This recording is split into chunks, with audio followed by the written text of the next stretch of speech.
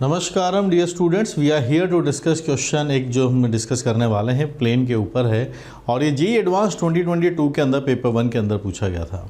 ये क्वेश्चन उस टाइम के स्टूडेंट्स को कैसा लगा था उसका बिहेवियर देख लेते हैं ताकि आप आपकी स्टडी जिस लेवल की चल रही है उससे आप कंपैरिजन एक ज़रूर वहाँ से कर पाएँ। अगर हम देखें तो उस टाइम पे ये जो क्वेश्चन पूछा गया था सिर्फ 3.14 स्टूडेंट से सही हुआ था, समझ रहे हैं, ओनली 3% स्टूडेंट से सही हुआ था और 14% या 15% के आसपास ऐसे जो -2 लेके गए थे और ज़ीरो वाले जिनको मार्क्स मिले थे वो तो 71% के आसपास, क्योंकि मार्किंग बड़ी इंपॉर्टेंट है। पार्शल मार्किंग के साथ है और पेनल्टी इस बार -2 की है। जब ऐसे हो कि आप -2 की मार्किंग साथ में दे रखी हो तो क्वेश्चन को बड़े कॉन्शियसली ध्यान से सॉल्व करना पड़ता है, अगर एक भी गलत ऑप्शन आ गया तो फिर वहाँ पे -2 हमें मिल जाएगा। ये जो 3% है इसके बारे में आपसे अगर पूछना चाहूँ तो 2022 के अंदर इसका बाइफर्केशन नहीं करके बताया था कि इसके अंदर कितने फुल करेक्ट वाले हैं और कितने पार्शियल मार्किंग वाले हैं। इसके बाद जो ईयर्स आए 23, 24 उन सब के अंदर ये बाइफर्केशन था कि पार्शियल मार्किंग कितनी है, फुल मार्क्स कितने हैं। तो सोचिए 3.14 है तो आपको एक्सपीरियंस के हिसाब से मैं बता सकता हूं जिनका पूरे ऑप्शन सही हुए होंगे वो लेस देन 1% होंगे, क्योंकि ABCD में से एक आध ऑप्शन को जज करना और वो डिसीजन लेना ईजियर होता है कंपैरेटिवली अगर ABCD में से एग्जैक्ट आंसर को पहचाना फिर उसको मार्क करना। और उसके लिए चाहिए कॉन्सेप्ट की क्लैरिटी, जिसने जितनी प्रैक्टिस की होगी, जितना अच्छे से कॉन्सेप्ट को समझा होगा उतना वो उसके अंदर उसको मार्क्स मिलने वाले हैं। तो हम देख सकते हैं 4902 हैं और इसके अंदर से आप मान के चलिए करीब 1000 के आसपास ऐसे बच्चे होंगे पूरे इंडिया में जिन्होंने इस पूरे क्वेश्चन को सही से सॉल्व किया होगा, जिनका पार्शियली के अलावा फुल मार्क्स मिला होगा। आते हैं क्वेश्चन पे, ऐसा कौन सा क्वेश्चन है जो स्टूडेंट्स को इतना परेशान कर रहा है। S is the reflection of point Q with respect to the plane. Plane की इक्वेशन वेक्टर फॉर्म में दिया हुआ है। आधे से ज़्यादा स्टूडेंट्स को तो यही दिक्कत हो गई होगी। अक्सर उन्होंने प्लेन देखा है 3D के अंदर और यहाँ ये लिखा हुआ है, किसके अंदर हमारे पास लिखा हुआ है, वेक्टर्स के अंदर लिखा हुआ है, ठीक है। तो यहाँ पर ये है parametric form of plane. Parametric form of plane में इक्वेशन लिखी गई है वेक्टर्स के साथ। T and P are the real parameters, I J K are unit vectors along the 3 positive coordinate axis. ये तो यूजुअल नोटेशंस है।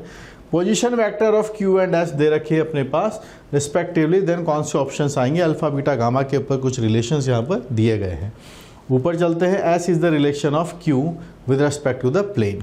जो गिवन प्लेन है उसको पहले रीराइट करते हैं ध्यान से कि R vector is given as how much. पहले हम देख लेते हैं जो T और P के बिना आ रहा है, it is K cap plus I के साथ। अगर T के साथ हम कोई कोफिशिएंट बनाते हैं, T के साथ क्या बनेगा, T के साथ आपको दिखेगा -I कैप और एक वहाँ पर J कैप लिखा हुआ है।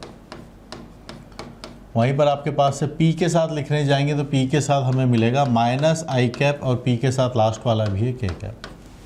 ये जिस फॉर्मेट में प्लेन की इक्वेशन लिखी गई है उसको बोला जाता है parametric form of plane, lambda times P and mu times Q। तो ये एक ऐसा प्लेन होता है जो पॉइंट है आपके पास से A उससे पास होता है और वहीं पर इसके पास P और Q दो वेक्टर्स और होते हैं जो इसके प्लेन में लाई करते हैं या प्लेन के पैरेलल होते हैं। तो नॉर्मल ऐसा होता है जो दोनों के परपेंडिकुलर होता है। तो ये फॉर्मेट बोला जाता है पैरामेट्रिक फॉर्म ऑफ प्लेन। यहाँ पर ये P वेक्टर है, Q वेक्टर है, नॉर्मल अपने पास दोनों को क्रॉस करने से आ जाएगा। जनरली हमें प्लेन की इक्वेशन 3D में गिवन होती है। यहाँ किस फॉर्म में दी गई थी, पैरामेट्रिक फॉर्म में, वेक्टर फॉर्म में दिख रहा है जिसमें भी दो वेक्टर्स के कॉम्बिनेशन के साथ लिखा गया है, ठीक है। यही कह सकते हैं R-A वेक्टर को P और Q के लीनियर कॉम्बिनेशन में लिखा हुआ, मतलब दे ऑल 3 आर कोप्लेनर। तो नॉर्मल तो निकल के आ जाएगा दोनों का अगर हम क्रॉस करेंगे तब। यहाँ पर अगर हम पॉइंट की बात करें तो पॉइंट A आपके पास है K कैप लिखा है, दैट इज 0,0,1। तो आप यहाँ से इक्वेशन ऑफ प्लेन डायरेक्ट लिख सकते हैं क्योंकि पॉइंट हमें मालूम है। तो x - 0, y - 0, z - 1 और P और Q के जो वेक्टर्स हैं उनको डायरेक्ट लिख देंगे। ऐसा करने से हमारे पास डायरेक्टली प्लेन की इक्वेशन निकल के आ जाएगी, ठीक है। चलिए सिंप्लीफाई करते हैं यहाँ से। सो पहले एक बार डेटा वेरीफाई कर लें क्योंकि एक जगह गलती हुई तो सब गलत आ जाएंगे। -2 की पेनल्टी है। 0, 0, 1, -1 1 एंड 0, -1 0 एंड 1 लिखा हुआ है आपके पास। इसको ओपन करते हैं, यहाँ से x आता है, वी आर गेटिंग 1 -0, -y इसको हटाया, आपके पास है डेटा -1, z -1 लिखेंगे अगर हम यहाँ से तो ये 0 + 1 बनता है। So let's see, we are having x + y + z -1 is equal to 0। तो ये आ गया प्लेन जो हम चाहते थे। So finally we got the plane. Plane देने के बाद अब पूछते हैं क्वेश्चन में क्या दिया हुआ है। वेक्टर फॉर्म में दे रखा था, पैरामेट्रिक फॉर्म ऑफ प्लेन ज़रूर पढ़ के जाइएगा। मैं तो हमेशा क्लास में बच्चों को बोलता हूँ बेटा ये थोड़ा सा अलग है, इसको पढ़ के जाइए आप लोग। तो इसमें लिखा रहता है, इस फॉर्मेट में इक्वेशन लिखी रहती है। तो पी और क्यू प्लेन के अंदर होते हैं या प्लेन के पैरेलल मान सकते हो, क्रॉस करते नॉर्मल आ जाता है। हमने एक ही लाइन में डिटर्मिनेंट से प्लेन की इक्वेशन निकाल दी। अब एक पॉइंट है Q जिसकी इमेज लेनी है। तो आपको अगर Q पॉइंट पता है, Q पॉइंट हमें मालूम है क्या है Q पॉइंट, ये रहा 10, 15 और 20। प्लेन हमें पहले से पता है x + y + z -1। इसका इमेज लेंगे, इमेज का फॉर्मूला होता है, उस फॉर्मूले को यूटिलाइज कर लेंगे। ये स्ट्रेट लाइन जो हम 2D में पढ़ते हैं वहाँ भी होता है, उसमें बस z नहीं होता है।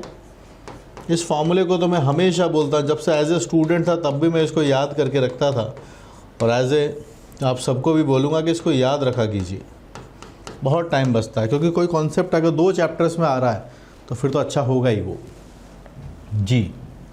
यहाँ से हम अप्लाई करते हैं। सो x - 10/a इज़ इसका coefficient, y - 15/1, z - 20/1, it is -2 satisfy करेंगे। 10 + 15 + 20 -1 डिवाइडेड बाय 1 + 1 + 1। रूट नहीं आता है यहाँ पर, तो थोड़ा देख लेते हैं क्या डेटा बनेगा। 25 + 20 इज़ 45, 25 + 20 इज़ आपके पास से कितना आ गया है, पॉइंट ठीक लिखा है हमने जी, 45 है, 44 आ जाएगा आपके पास यहाँ से। तो 44 कैंसिल नहीं हुआ है, अच्छा 44।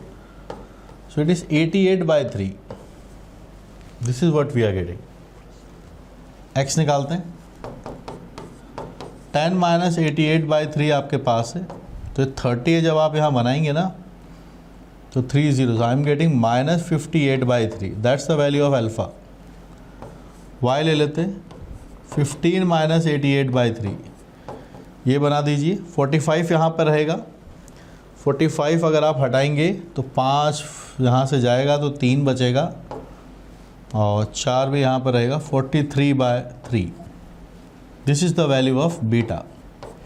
और गामा भी निकाल लेते हैं, z की वैल्यू आएगी आपके पास से 88/3, दिस -28/3, 60 बनेगा, -28/3। These are the values of alpha beta gamma. ऐसा मिल रहा है हमें ना, जो चाहिए वो चेक करते हैं। 3 अल्फ़ा + बीटा दोनों को ऐड कीजिए। दोनों को अगर आप ऐड करने जाएंगे तो आपके पास डेटा बनना चाहिए 9 है, 102, 101 बनेगा। Yes, 3 times -58 -43 divided by 3। So I am getting this as 9 है और 10 बन जाएगा, -101। A is the correct answer. और चलते हैं गामा +3, गामा लेकर आइए, गामा इज़ -28, अल्फ़ा लेकर आइए -58/3 भी लिखा हुआ है। 3 से 3 तो कैंसिल हो चुका है, यहाँ से आपके पास से 6 आएगा, 5 and 2 is 7, और एक और आएगा 8, -86। C is also correct. Let's calculate the third, beta. Beta की वैल्यू है -43 एंड द गामा इज -28। एक सिनारियो की बात करते हैं, टाइम बहुत कम बचा है और आप इस सवाल को सॉल्व कर रहे हैं। तो पता लास्ट में कैसे होता है, एग्ज़ाम का शुरू का 5 मिनट में जितनी एफिशिएंसी होती है उससे 10 गुना एफिशिएंसी लास्ट के 5 मिनट में होती है। क्योंकि लास्ट में तो हड़बड़ाहट फटाफट से जो आधे अधूरे हैं कि अगर इतने ही सवाल हुए तो वैसे भी सिलेक्शन नहीं हो रहा, चलो थोड़ा और रिस्क लेता हूँ, जय माता दी करके और टिक कर जाते हैं। ठीक है, तो यहाँ पे हम आगे बढ़ते हैं। 3 से 3 चला गया है आपके पास से, ये 6 आता है, यहाँ से -71। ये वाला भी आंसर आ रहा है, C is also coming as the answer. फिर यहाँ की बात और करते हैं। सो वी आर गेटिंग 3, सबको ऐड कर दीजिए, -58 -43 -28/3 and this data we are getting as, आपके पास ये डेटा बना लेते हैं, माइनस तो कॉमन है ही से, 8 and 8 will become 16 and 3 is 19, 1 आएगा आगे, 12, 129, this is what I am getting. ये नहीं आ रहा है ना, ये नहीं आ रहा है, तो थोड़ा चेक कर लेते हैं कि जो हमारे पास डेटा बन रहा है -129 आ रहा है। So correct answer we are getting this as A, B and C। अब आप सोचिए जो क्वेश्चन पूछा गया है इतने कम कितने स्टूडेंट से हुआ था, ये आप देखिए एक बार, ये सिर्फ 3% स्टूडेंट ऐसे थे जिनसे हुआ था। अब आप सोचिए अगर ये जो बेसिक प्रोफाइल है, हालांकि बहुत जगह इसको पढ़ाया नहीं जाता है कि वेक्टर से आप इसको पैरामेट्रिक लेकर आए, पर ये बहुत बढ़िया कॉन्सेप्ट है जे एडवांस का, इसको आप सीखिए, बहुत सिंपल से इसके प्रोसीजर होते हैं, और सिंपल सा जो परपेंडिकुलर वाला जो कॉन्सेप्ट है उसको सीखना, बनाना, आंसर तक पहुंचना, कैलकुलेशन का ध्यान रखना, ज़रूर आपको I10 बनाएगा, उस टाइम पर डिसीजन लेना, मार्किंग के हिसाब से क्वेश्चन को अटैम्प्ट करना, ये सब प्रैक्टिस अचीव किया जा सकता है अगर आपके पास अच्छे टीचर्स हैं, अच्छे मेंटर्स हैं, अच्छे रिसोर्सेज हैं, then you can do it. अगर नहीं है तो आई एम अवेलेबल, आप मुझसे कनेक्ट हो सकते हैं, मेरी बुक्स को आप इसके लिए प्रैक्टिस के लिए ला सकते हैं, they are the latest in the market, ठीक है। चाहे हम पूरे इकोसिस्टम की बात करेंगे जो मैथमेटिक्स के लिए बना हुआ है, चाहे वो कैलकुलस हो, कोऑर्डिनेट ज्योमेट्री हो, वेक्टर 3D की बात कर रहे हैं, अलजेब्रा की बात कर रहे हैं, या सबका जो बेस है अपने पास जो है हमारे पास ट्रिग्नोमेट्री, ये सब के लिए अवेलेबल है।